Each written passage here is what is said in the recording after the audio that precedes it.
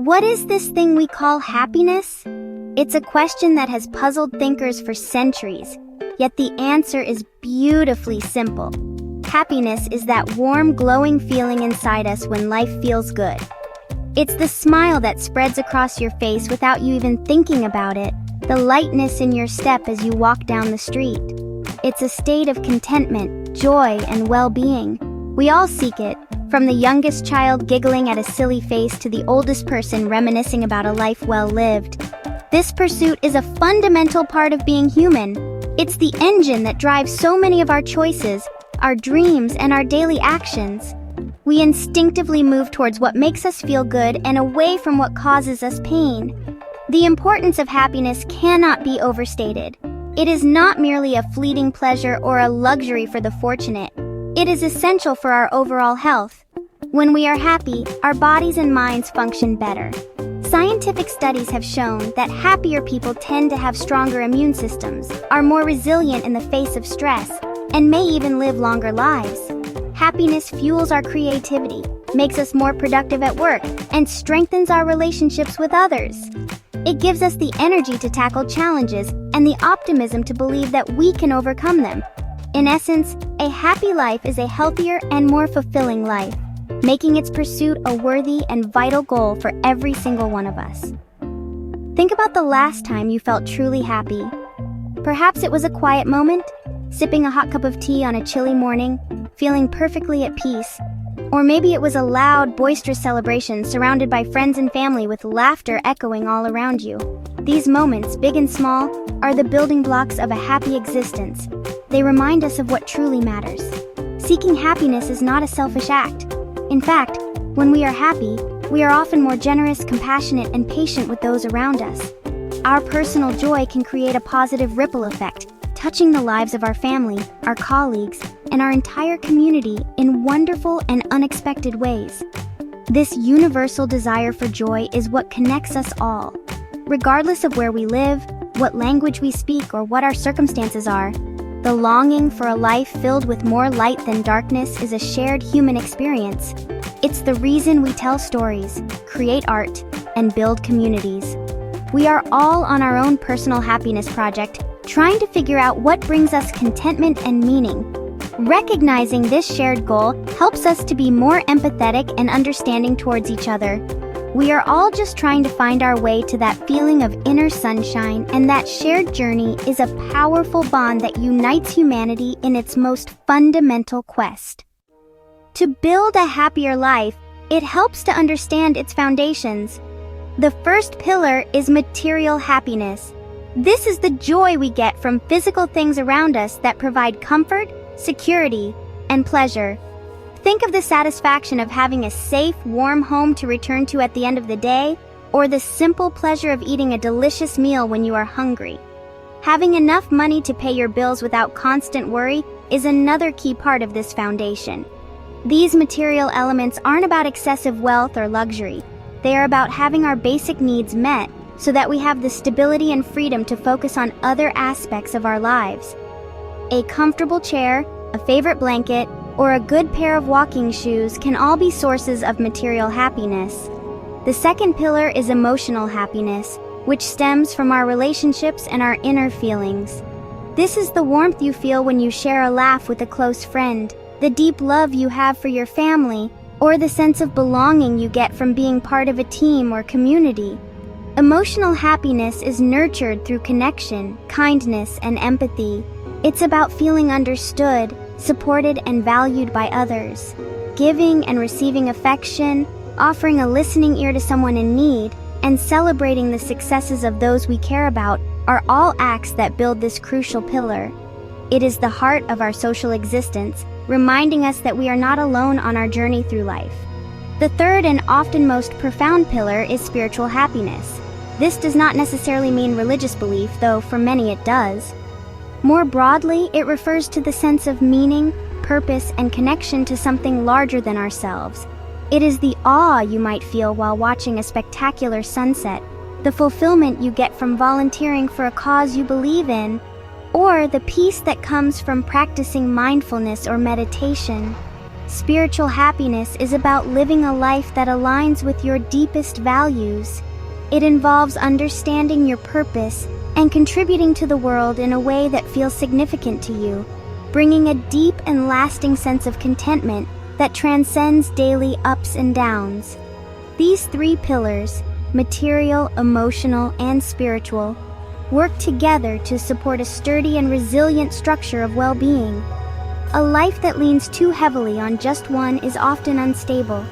Someone with immense material wealth but no close relationships may feel deeply lonely, while someone with strong emotional connections but constant financial stress will struggle to find peace.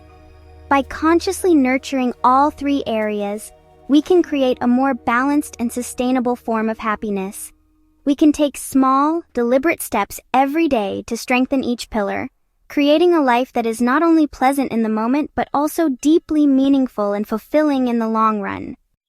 Just as we cannot truly appreciate the light without knowing darkness, we cannot understand happiness without acknowledging its opposite, sorrow.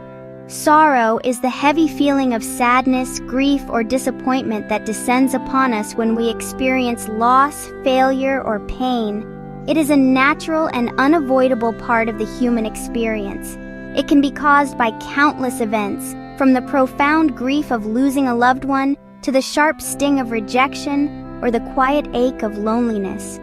When we are in the grip of sorrow, the world can seem as though its colors have faded, leaving everything in shades of gray.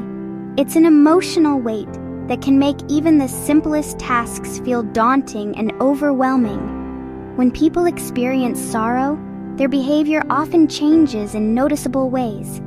Some may withdraw from social contact, preferring to be alone with their thoughts and feelings. They might lose interest in hobbies and activities that once brought them joy. Others might become more irritable or easily upset, as the emotional pain makes them more sensitive to life's minor frustrations.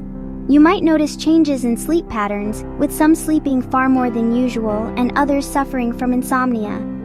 Appetite can also be affected, leading to either overeating for comfort or a complete loss of interest in food.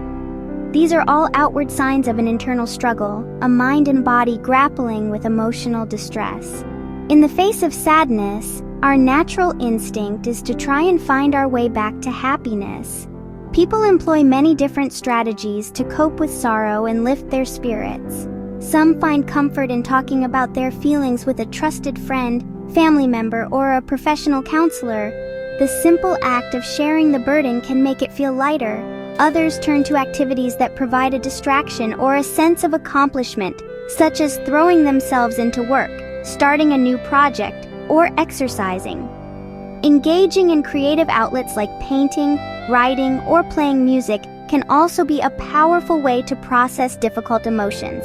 The goal is to find healthy mechanisms that allow us to navigate the pain without being completely consumed by it. However, if a person is unable to overcome their sorrow, it can lead to more serious and long-lasting problems. Prolonged and unaddressed sadness can deepen into clinical depression, a serious medical condition that affects one's mood, thoughts, and physical health.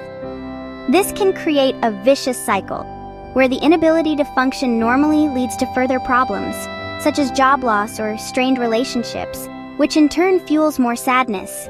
In the most tragic cases, when the pain feels unbearable and inescapable, individuals may be at risk of self-harm or even suicide. This highlights the critical importance of recognizing the signs of deep sorrow and ensuring that support is available for those who are struggling to find their way back to the light. Recognizing that happiness is a cornerstone of a healthy society, local governments have a powerful role to play in helping their citizens flourish. They can take practical, concrete steps to create an environment where well-being is not just a personal pursuit, but a community-wide priority. One of the most effective actions is to establish community centers dedicated to mental and emotional wellness. These centers can serve as accessible, welcoming hubs where people can find support and resources. They could offer workshops on stress management, mindfulness, and positive psychology, providing people with the tools they need to build their own resilience and happiness in their daily lives. These community centers could be staffed by a diverse team of helpers to meet a wide range of needs. This would include professional counselors and therapists to provide support for those dealing with significant sorrow or mental health challenges. It could also include life coaches to help people set and achieve positive goals, as well as community organizers to run social clubs and group activities. Imagine walking into a center where you could join a gardening club, a walking group, or a book club, all designed to foster social connection and a sense of belonging. By hiring different kinds of helpers, governments can ensure that support is available for every level of need, from clinical intervention to simple social engagement. Beyond dedicated centers, local governments can integrate happiness-promoting policies into the very fabric of the community. This includes investing in green spaces like parks and public gardens, which have been proven to boost mental health and provide places for people to relax and connect with nature. They can also support community arts projects, local sports leagues, and public libraries, all institutions that foster creativity, physical activity, and social interaction. Ensuring safe, walkable neighborhoods with good public transport can also reduce daily stress and increase opportunities for positive social encounters. Every decision, from urban planning to public funding, can be viewed through the lens of how it will impact the well-being of the people it serves. Ultimately, the journey towards happiness is both a personal and a collective one. While each of us must walk our own path, we can make that journey easier and more joyful for one another. It is vital that we continue to seek out what brings us contentment and meaning, and just as importantly, that we offer a hand to those who are struggling in the shadows of sorrow. By fostering a culture of compassion and building supportive community structures, we can create a society where everyone has a better chance to thrive. Let us work together to build happier homes, happier neighborhoods, and a happier world, one small, positive step at a time.